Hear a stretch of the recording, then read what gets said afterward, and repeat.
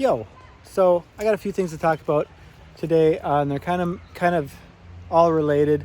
And side note, I'm always doing landscape, but maybe I should be doing, or I'm doing portrait, but maybe I should be doing landscape so you can see more of the background. Maybe I'll do that today.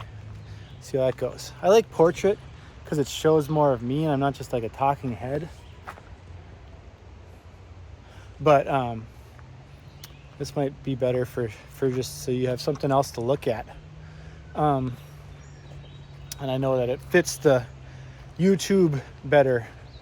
So yeah, these things are all related, and I'm going to get into them one at a time, try to make them not super long, but they're pretty important. And there's a lot of things on my mind lately and things that I'm actually going to be experimenting with, and I'll get into that. So the first thing is going to be fruit. See, the problem with this is I'm always looking at the camera, or I'm looking at my face, but the camera's way over here. And so I got to remember to look over here instead of at my face. Otherwise it looks funny. I'm just going to hold it like, I like this. Sorry. Got some people. So the first thing I'm going to talk about is fruit. And so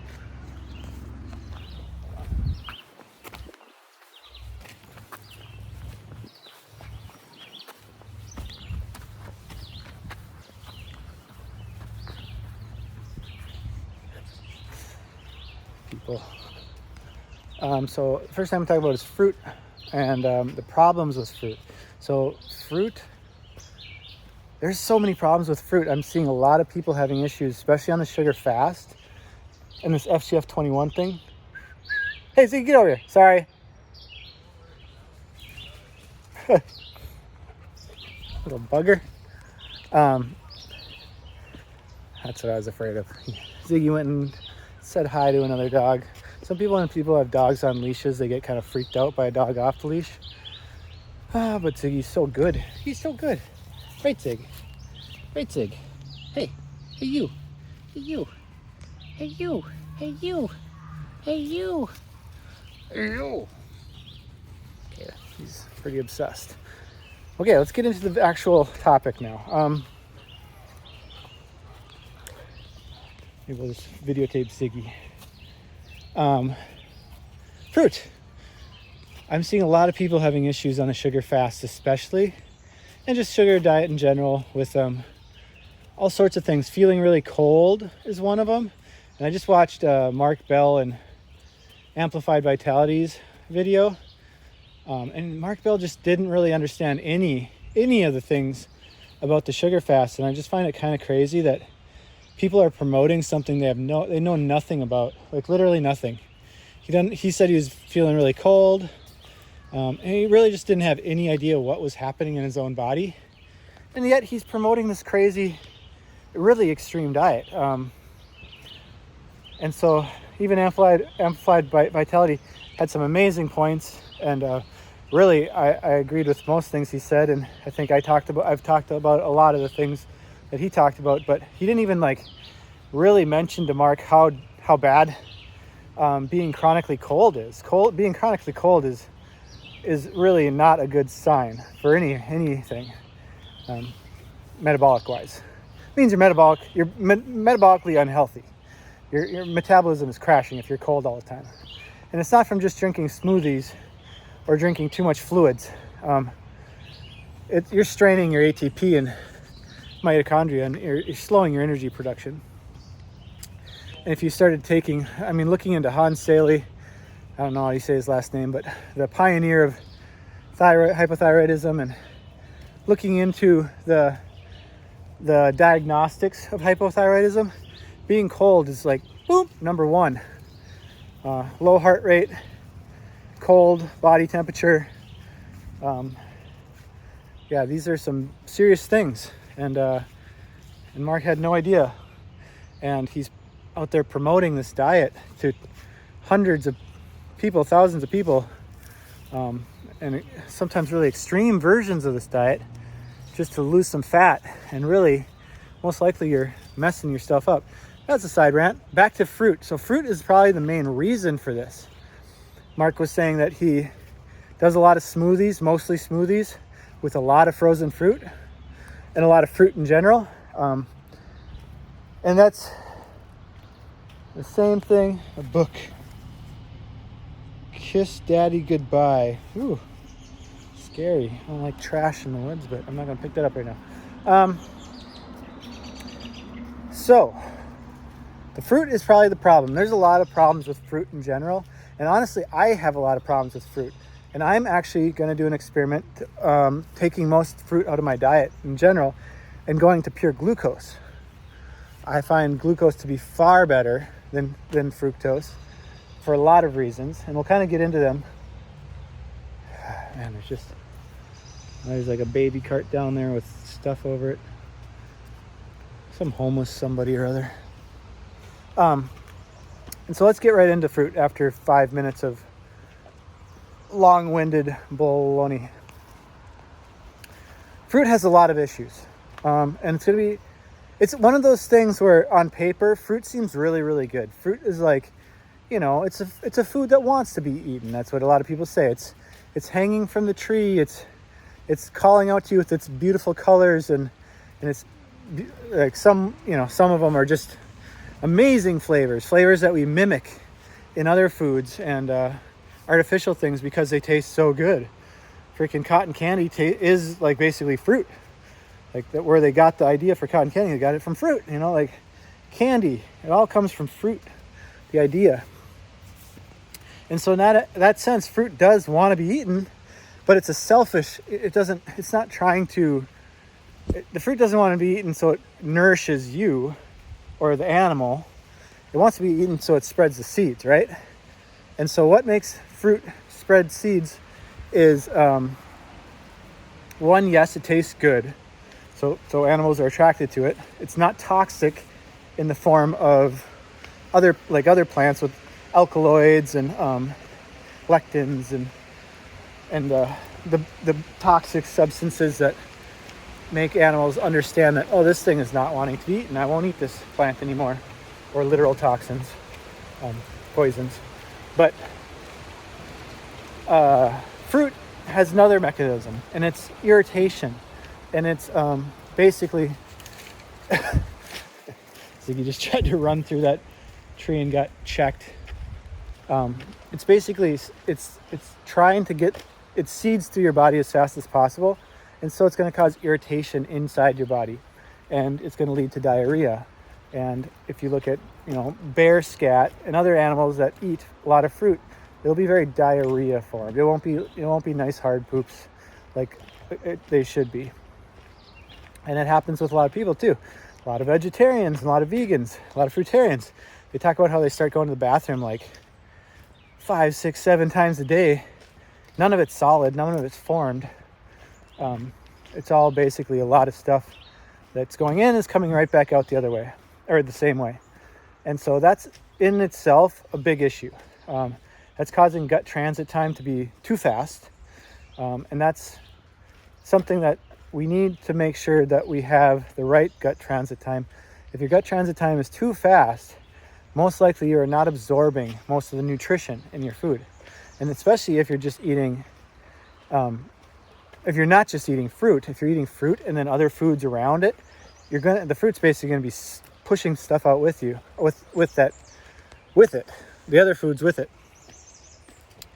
So, and then if you have too slow transit time, that can be an issue too. But I don't think anybody on a mostly fruit diet is going to have a slow transit time. And the reason that happens is because there's a lot of irritants in fruit. Fiber itself is an irritant.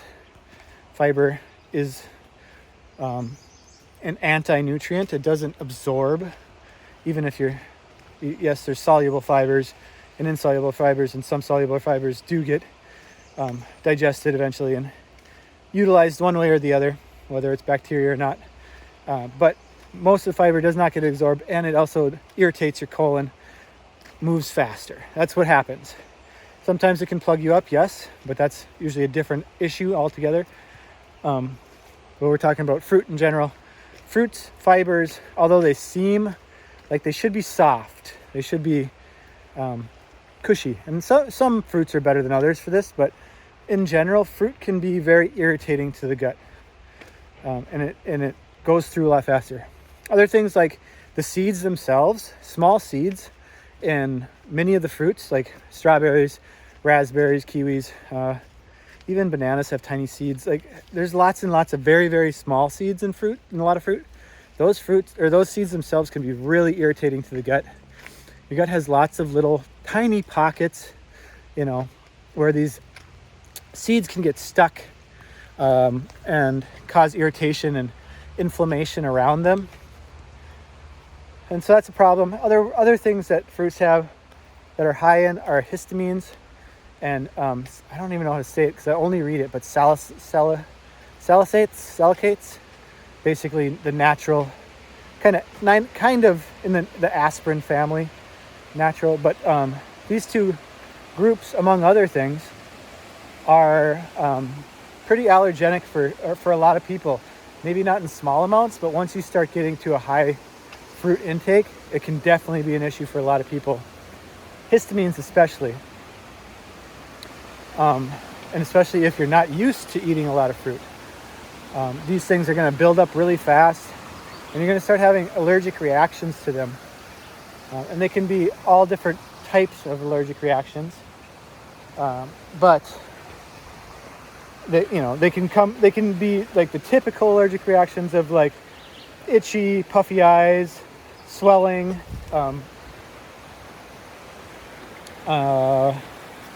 irritation of the skin, eczema, psoriasis, any skin inflammation, dandruff, all those types of things can be caused by these irritants. But then you can also get things like gut irritation, Crohn's disease, colitis, IBS, IBD, SIBO. Pretty much everything can be caused by these basically irritants in fruit. And some fruits are better than others when it comes to this, but all fruits have some amount. A lot of foods have some amount. It's not even exclusive to just plants. Some animal products have small amounts as well. But fruit are one of the main ones.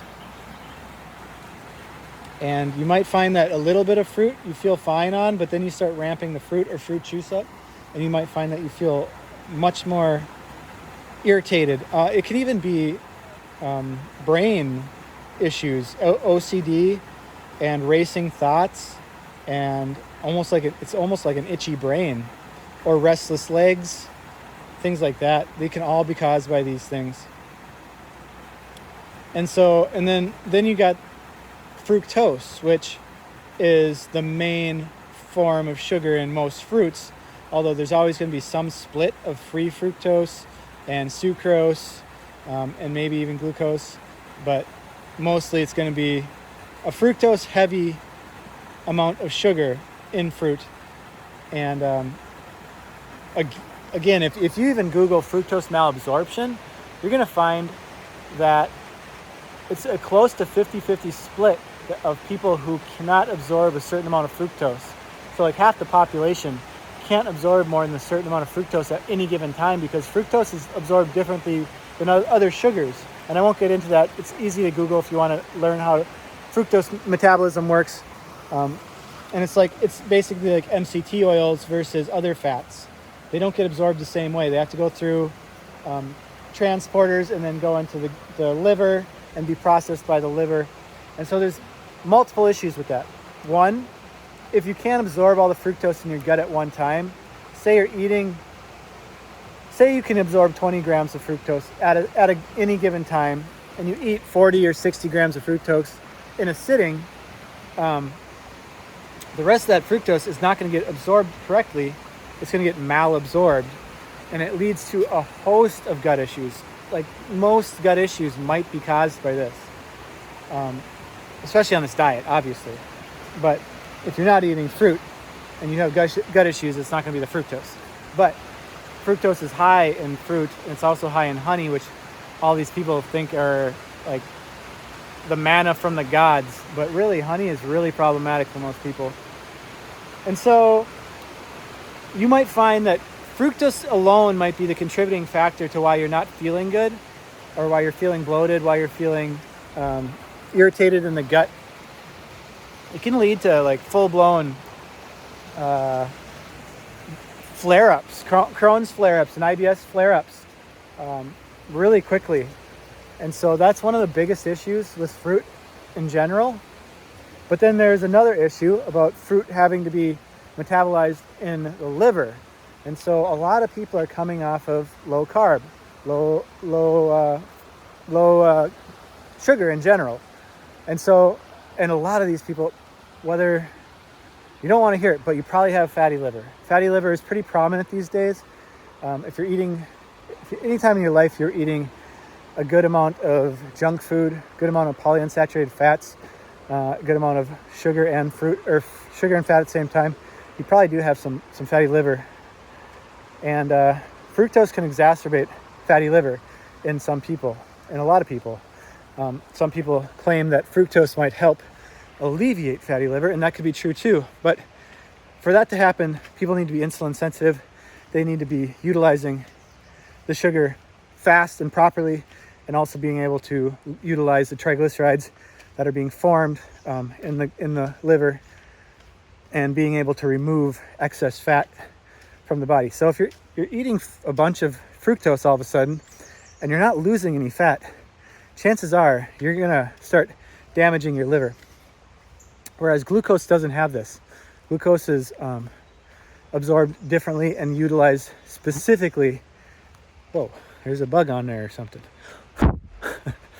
Utilized specifically for muscle, glycogen, and other things like that. So anyway, I'm gonna pause for a second. There's people coming.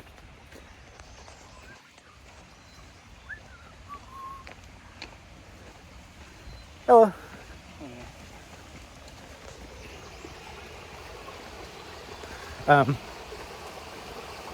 So basically that's fruit in a nutshell. There's very possibly going to be an issue with eating high amounts of fruit. Then, not even on top of that, already at 17 minutes, Jesus. Trying to be fast here. On top of that, you have food combining issues with fruit. So mixing lots of different fruits together can be really bad for your gut as well, because some fruits are digested better than others. You got the high FODMAP fruits that are going to be harder to digest for some people than low FODMAP fruits. You got the soft fruits and the fibrous fruits. You got the acidic fruits and the non-acidic fruits, things like that. Hello. And so mixing them together is going to be more problematic than eating mono meals of fruit. So finding the fruits that work best for you is very key to eating a lot of fruit in general, and long extended fruit meals or fruit diets. If you're just throwing a whole bunch of fruits into a smoothie and you start feeling crappy, that could be why. I didn't also touch on how acidic a lot of fruit is. There's two more things I gotta touch on. So most fruit is very acidic, and it can be even more acidic because it's not ripe. So ripeness is a huge factor for fruit. If you can't get ripe fruit, don't eat fruit. If you're eating underripe fruit, it's worse than not eating fruit at all. There's probably nothing more irritating to the digestive system than acid. Underripe fruit is high in acid, and still even a lot of ripe fruits are high in acid. Citric acid, malic acid. These are acids that in small amounts are going to be okay. In large amounts are going to be terrible for your digestive system. Try eating 5 apples at once, or it's going to be so acidic. It's going to start messing your mouth up, messing your stomach up, messing your guts up. Or orange juice too, or any citrus fruit juice, or oranges in general. I can't eat oranges really at all.